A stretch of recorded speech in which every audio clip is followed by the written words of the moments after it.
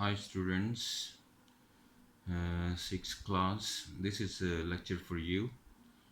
Uh, God to keep you safe and healthy in this time of uh,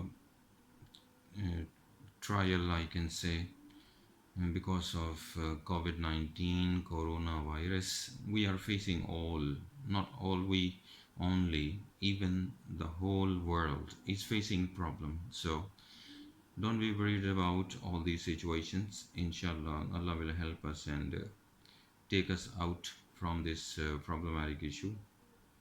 But all these circumstances, no problem. You have to focus your study. आप सब अपनी पढ़ाई पे भी तवज्जो दें। बिल्कुल इस टाइम को इस तरह ना गुजारें कि टाइम गुजारना है। टाइम तो गुजर ही जाएगा, लेकिन असल काम है कि आप इसे अच्छे तरीके से गुजारें ताकि मुस्तकबिल में काम आ जाए आप लोगों के लिए। तो यहाँ सबसे पहले हम इसके लेसन की द वाइट माउस सर्कस, इसके कुछ अल्फाज मायनी हैं, उसको मैं डिटेल करता हूँ। देन आप इसके लेसन की समरी सुनेंगे और फिर हम थोड़ा सा एक जस्ट रिव्यू लेंगे ट्रांसलेशन का। थोड़ा सा मैं आपको हेल्प दे दूँगा ताकि जब आप पढ़ने बैठें तो समरी से, कुछ अल्फाज मायनी से और कुछ ये वीडियो से आपको लेसन क्लियर हो जाए। इतना क्लियर हो जाए कि आप उसकी एक्सरसाइज को आसानी से कर सकें। Unit number 6, the white mouse circus. एक होता है माउस, एक होता है रैट। तो ध्यान रखें, जो रैट होता है वो बड़ा होता है साइज़ में, जिस्मानी तौर पर बड़ा होता है साइज़ में, और माउस छोटा होता है। होते चूहे ही हैं, फैमिली यही है, लेकिन we are talking about size. वो जो रैट होता है वो बड़ा होता है और माउस छोटा होता है। इसलिए वो कंप्यूटर के साथ जो आप माउस लगाते हो वो आपके पाम के अंदर कवर हो जाता है, इसलिए उसका माउस नाम है। शक्ल भी ज़रा वैसे ही है उसकी, तो लेकिन छोटा होता है ना वो, इसे आपके हाथ में भी आ जाता है, इसीलिए दिस इज़ कॉल्ड माउस। तो ये वाइट माउस की बात हो रही है, आप इसको ध्यान से रखें, आपका लेसन है ये। सबसे पहले इसके वर्ड्स मीनिंग देखते हैं। ब्रेसिंग, ब्रेसिंग का मतलब है रिफ्रेशिंग। रिफ़्रेशिंग आपको मालूम है, रिफ़्रेश करना, तरोताज़ा करना, तो उसके हवाले से ये इसके मीनिंग को डिस्क्राइब कर रहा है। लेकिन ब्रेसिंग का एक और मतलब होता है, जिस वक्त किसी चीज़ लूज़ हो जाए, कोई चीज़ उसकी सपोर्ट, कोई चीज़ उसको लगाकर उसको टाइट किया जाता है। जिस तरह कोई चेयर वगैरह, टेबल, यानी कोई ब्रोकन सिचुएशन आ जाए, कोई हिल जाए, उसकी लेग्स वगैरह लूज़ हो जाएं, तो एक और लकड़ी के साथ उसको सपोर्ट दी जाती है और उसको टाइट किया जाता है। तो उस सेंस में ये सारा ब्रेसिंग हो रही होती है। और उसे भी आप मीनिंग याद रखें। ब्रेसिंग मैंने किसी चीज़ को टाइट करना, कंट्रोल करना, अरेंज करना, यानी उसकी शेप के लिहाज से उसे भी ब्रेसिंग कहते हैं, लेकिन यहाँ रिफ्रेशिंग की सेंस में आया हुआ है। Chamber made, a made who cleans hotel room. Chamber made, एक तो मेड होता है वो हम घरों में भी यानी आते हैं काम करने के लिए, लेकिन जो चैम्बर मेड है इसे आमतौर पर होटलिंग में ज़्यादा इस्तेमाल किया जाता है टर्मिनोलॉजी में। वैसे ये यहाँ पर भी इस्तेमाल हो जाता है।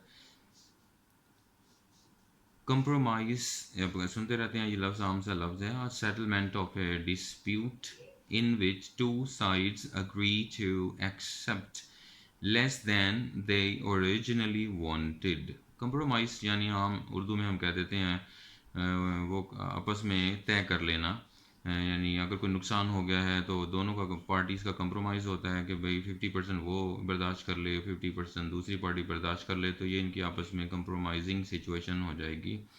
यानी इन्होंने इसके ऊपर कंप्रोमाइज़ कर लिया, समझौता कर लिया। उर्दू में समझौता कहते हैं, मान जाना किसी चीज़ को, आपस में तय कर लेना, like that. Consolation, consolation, consolation, a source of comfort to somebody who is upset or disappointed. Consolation किसी को तसल्ली देना, हौसला देना, किसी दुख में, प्रॉब्लम में सुकून देना, like that we say in English. A source of comfort वो कह रहा है किसी को देना। relentlessly, never slackening but going at the same pace. किसी चीज़ का मुसलसल चलते रहना, काम में रहना, लगे रहना, नॉट स्टॉप होना, जिसे वो कह रहा है नेवर स्लैकनिंग। स्लैकनिंग का मतलब होता है स्लो हो जाना, मध्यम पड़ जाना, कोई स्पीड का या काम का। तो उस सेंस में यानी कोई काम मुसलसल होते रहना। स्कटल एक लफ्ज़ है, इसका मतलब है रनिंग, मूविंग क्विकली, तेज़ी से भागना या हरकत करना, लेकिन छोटे छोटे कदमों के साथ, जिसे जॉगिंग कह सकते हैं आप। जिस तरह जॉगिंग करते हैं हम मॉर्निंग के टाइम, जिसमें आप चलते हैं लेकिन थोड़ा सा तेज़ चलते हैं आम रूटीन से, उसे जॉगिंग कहते हैं।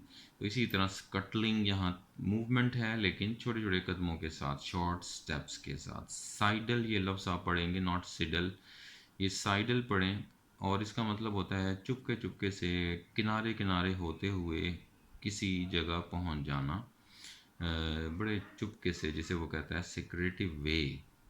As along in a secretive way.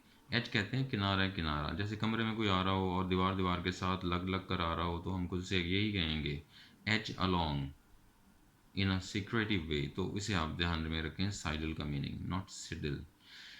Tommy rot, tommy rot utter foolishness, nonsense, यानी ऐसे ही अहमकाना गुफ्तगू, उसे कह देते हैं टॉमी रॉट। वेट इसके साउंड है, एच इसका साइलेंट हो जाएगा, जिसका मतलब है टू अराउज वंस एपेटाइट, किसी के शौक को बढ़ाना। वैसे एपेटाइट कहते हैं भूख को, हंगर को, जैसे भूख लगी हो। जैसे आप होटल में जब जाते हैं तो आपको फर्स्ट जो मील आपके सामने आता है, छोटा सा एक स्नैक, उसे सैलड है या कोई सूप है, तो उसे कहते हैं एपेटाइज़र, यानी खाने से पहले आपकी भूख बढ़ाने के लिए आपको दिया जाता है। तो वैसे इसका मतलब भूख से रिलेटेड है, लेकिन यहाँ अगर हम इस बुक की बात करेंगे, थोड़ा सा शौक, उसका अट्रैक्शन और उसकी लगन, तो उस सेंस में टू अराउज वंस एपेटाइट, उसकी किसी के शौक को बढ़ाने के लिए कोई काम करना। यहाँ पर आप लेसन में आप देखे होंगे, ग्रैंड माँ ने वो दो जो थे माइस, वो ला कर दिए। माइस कहते हैं चूहों की जमा को, बी केयरफुल। तो माइस यानी जमा है चूहों की, रैट्स की, माउस की। तो इस सेंस में ये क्लियर हो जाएगा। आप ध्यान रखें, ये वर्ड्स मीनिंग है, इन्हें फोकस में रखें, इन्हें बार बार सुने जहाँ प्रॉब्लम हो, ताकि क्लियर हो सके, और ये मीनिंग आ रहे हैं इसके दरमियान में, ताकि आपका लेसन क्लियर हो जाए। यस स्टूडेंट्स, नेक्स्ट आप समरी सुनने से पहले हम इसका पहला पैराग्राफ, इसको ज़रा इम्पोर्टेंट है, वेरी इंपॉर्टेंट है इसको समझने के लिए। राइटर की बात जो हो रही है, राइटर को समझने के लिए ये वाला ये पैराग्राफ है जो कलर में, ग्रीन कलर में लिखा हुआ है। आप इसको यानी तवज्जो से देख लें। यहाँ पर थोड़ा सा राइटर के बारे में है और थोड़े से समरी बयान कर रहा है वो इसकी, कि एक्चुअली नटशेल आइडिया क्या, फिर मैं डिटेल से समरी थोड़ी और भी आपको बयान करता हूँ। This extract is from Roald Dahl's book, ये उसकी किताब से लिया गया। रोल्ड डेल, राइटर का नाम याद रख लें, रोल्ड डेल। द विचेस, उसकी ये किताब है विचेस, वहाँ से लिया गया है। एक्सट्रैक्ट कहते हैं एक छोटा सा पार्ट वहाँ से निकाल लेना।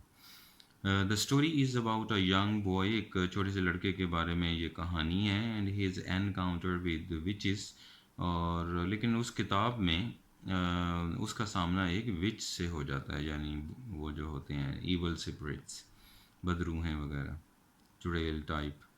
The boy who lives with his grandmother, वो लड़का जो कि अपनी ग्रैंड मदर के साथ रह रहा है, is due to spend his holidays in Norway.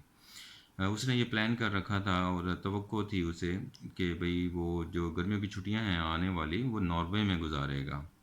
But because of his grandmother falls ill, उसकी माँ, वो जो ग्रैंड माँ है, वो बीमार पड़ जाती है। फॉल्स इल का मतलब है बीमार पड़ जाना। And they can not go, और इस तरह वो जा नहीं सकते नॉर्वे। इंस्टेड, बजाय इसके कि वो नॉर्वे जाते, he is taken to a seaside hotel in England. तो वो सी साइड, जो समंदर के किनारे एक होटल है, वहाँ पर उसको ले जाते हैं और उन्हें उस तरफ इंग्लैंड की साइड पे जाना पड़ता है।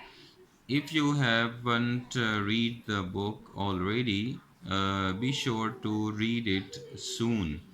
यानी ये किताब ऐसी है जो अगर आप चाहें तो इसकी स्टोरी, कंप्लीट स्टोरी वहाँ पढ़ना चाहें तो आप इजीली वहाँ पढ़ पाएंगे और दैट इज़ क्वाइट enjoyable। आप इसे लुत्फ़अंदोज़ भी हो सकेंगे बहुत इजीली और अपना काम भी कर सकेंगे। ये पहला पैराग्राफ था समरी से पहले, तो ये आप सेंस में याद रख लें। ओके डियर स्टूडेंट्स, इसके समरी के बारे में हम ये अब white mouse circus unit number 6 इसकी समरी वो मैं बयान करता हूँ शॉर्ट, ताकि आपको लेसन क्लियर हो जाए। ये एक स्टोरी राइटर का नाम है रॉल्ड डेल। मैंने भी आपको अर्ज़ किया था, उसमें जाके वो मुख्तलिफ़ किताबें उसने बड़ों के लिए भी लिखी हैं लेकिन बच्चों के लिए भी बहुत सारी स्टोरीज़ लिखी हैं। और हमने अभी पढ़ा है कि ये स्टोरी जो है ये उसकी एक किताब विचेस के नाम से जो किताब है वो स्टोरीज़ की वहाँ से ली गई है। असल में पूरा वर्जन अगर आप लोग पढ़ना चाहें तो उसके गूगल पे जाके विचेस PDF देख लें अगर अवेलेबल हो, तो वहाँ से आप पूरी स्टोरी पढ़ सकते हैं। यहाँ में हमारे लेसन में ऑक्सफोर्ड के बुक में असल में कुछ हिस्से उस स्टोरीज़ के निकाल के उन्होंने यहाँ एक लेसन बनाया हुआ है। ये पूरा लेसन नहीं है, नॉवेल्स हैं मोस्टली, तो वहाँ से अब ये भी एक छोटा सा हिस्सा है। ये जो लेसन है वाइट माउस सर्कस, ये पूरा नहीं है, पूरा उसी से बुक में है जो नाम मैंने अर्ज़ किया विचिस के नाम से, रॉल्ड डेल राइटर के नाम से। होता यह है कि ये आप तस्वीर देख ही रहे हैं, एक छोटा सा बच्चा जो है ये अपनी ग्रैंड माँ के पास रहता है और ये कोशिश करता है, प्लानिंग करता है ग्रैंड माँ के साथ कि भाई हम समर वेकेशन जो आ रही है वो हम इंग्लैंड में गुजारेंगे, उसमें नॉर्वे में गुजारेंगे। नॉर्वे एक बहुत ही खूबसूरत मुल्क है और खुशहाल मुल्क है और कहते हैं कि बहुत अच्छा इन्वायरमेंट है उधर का। तो वहाँ ये लोग जाना चाहते थे, लेकिन हुआ ये कि ग्रैंड माँ एकदम अचानक बीमार पड़ती हैं। तो डॉक्टर इन्हें मशवरा दे देता है कि भाई लेडी जो हैं ग्रैंड माँ जो हैं ये सफ़र नहीं कर सकेंगी इतना, तो लिहाजा ये अपना जो टूर है ये इंग्लैंड की तरफ मोड़ लेते हैं उसका रुख। तो अब यानी फाइनल ये हुआ कि अब ये इंग्लैंड जाएंगे, जो एक जगह है बोन माउथ के नाम से। वहाँ पर एक होटल है, होटल मैग्नीफिसेंट। असल में ये उस होटल में आए हैं, ऊपर देखें आप ये टाइटल लिखा हुआ है होटल मैग्निफिसेंट, ये वाला जो टाइटल आप देख रहे हैं ये होटल में आ चुके हैं। तो यहाँ पर वो आ जाते हैं, लेकिन जिस वक्त ग्रैंड माँ बीमार हुई थी तो थोड़ा सा मज़ीद वेट करना पड़ गया था इस बच्चे को, यही कहानी बयान कर रहा है।